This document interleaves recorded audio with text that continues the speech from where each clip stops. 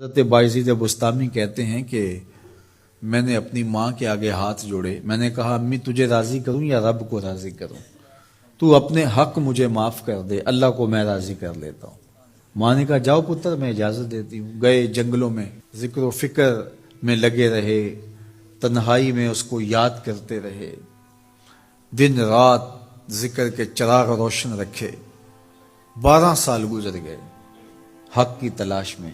ایک دن واپس بستام کے قریب سے گزر رہے تھے، خیال آیا چلتے چلتے ماں کو سلام کر جاؤں۔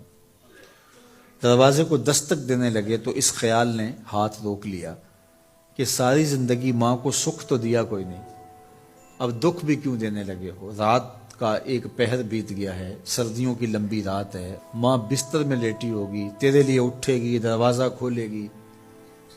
دروازے کے ساتھ ہی لگ کے بیٹھ گئے اور ساری رات کاٹ دی، اس خیال سے کہ ماں کو تکلیف نہ ہو۔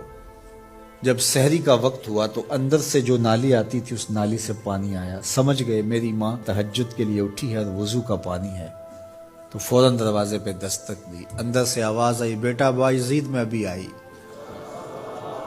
مائیں بیٹوں کے دستک کے انداز سے جان لیتی ہیں یہ کس بیٹے کے ہاتھوں کا لمس ہے۔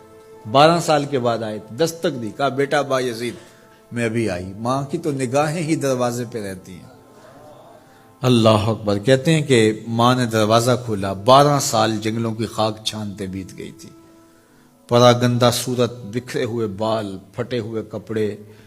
میری ماں کی جب نگاہ میرے پہ پڑی تو اس کی چشمان سے موٹے موٹے آنسو ٹپکنے لگے، اور اس نے ایسے ہاتھ پھیلا کے کہا مالک میرا بیٹا باعزید تیری طلب میں نکلا تھا، تو نے ابھی تک اسے اپنا قرب نہیں دیا۔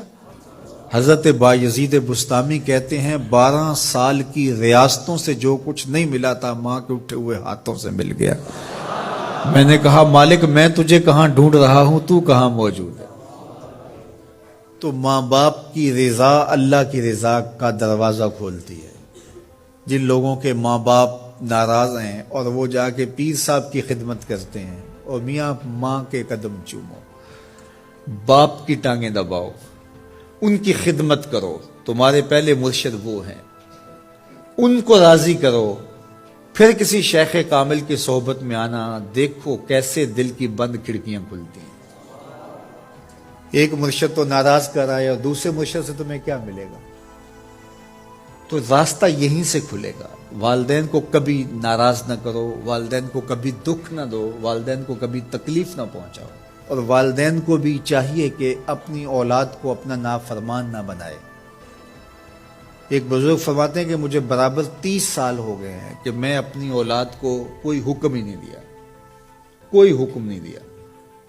کوئی چیز مجھے چاہیے بھی ہوتی ہے تو میں بصیغہ امر نہیں کہتا، بلکہ ایسے ہی بات کر رہی ہوں۔ پانی چاہیے تو یہ نہیں کہتا بیٹا پانی لے کر آؤ، میں ویسے ہی کہتا ہوں پیاس لگی ہوئی ہے، تو اگر وہ سمجھ جائے اور وہ خود لے آئے تو اچھی بات ہے، لیکن اگر وہ نہ لائے تو میں نے اس کو حکم ہی نہیں دیا، امر ہی نہیں کیا، تو اس امر کی مخالفت ہی لازم نہیں آئے گی۔ تو کہا 30 سال برابر گزر گئے ہیں، میں نے اپنی اولاد کو حکم نہیں دیا کہ کہیں وہ میری نافرمان نہ ہو جائے، چونکہ اگر وہ نافرمان ہو گئی پلے کچھ نہیں رہے گا۔ جو اولاد ماں باپ کی نافرمان ہوتی ہے وہ ہوا میں بھی اڑیں، وہ چرخ پہ بھی جھولیں، وہ زمین پہ گرنے والی ہوتی ہیں، کبھی کامیاب نہیں ہو سکتی وہ اولادیں جو ماں باپ کی گستاخ، بے ادب اور نافرمان ہوتی ہیں۔ وہی اولادیں سرخرو، کامیاب اور کامگار اور بامراد ہوتی ہیں جو ماں باپ کی خدمت کرتی ہیں، ماں باپ کی دعائیں لیتی ہیں۔ وہ ایک بچہ ماں باپ کے پاؤں دبا رہا تھا، تو ایک بچہ ایک بر اعظم میں، دوسرے بر اعظم میں، تیسرے بر اعظم میں بڑے بڑے کاروبار کر رہا تھا۔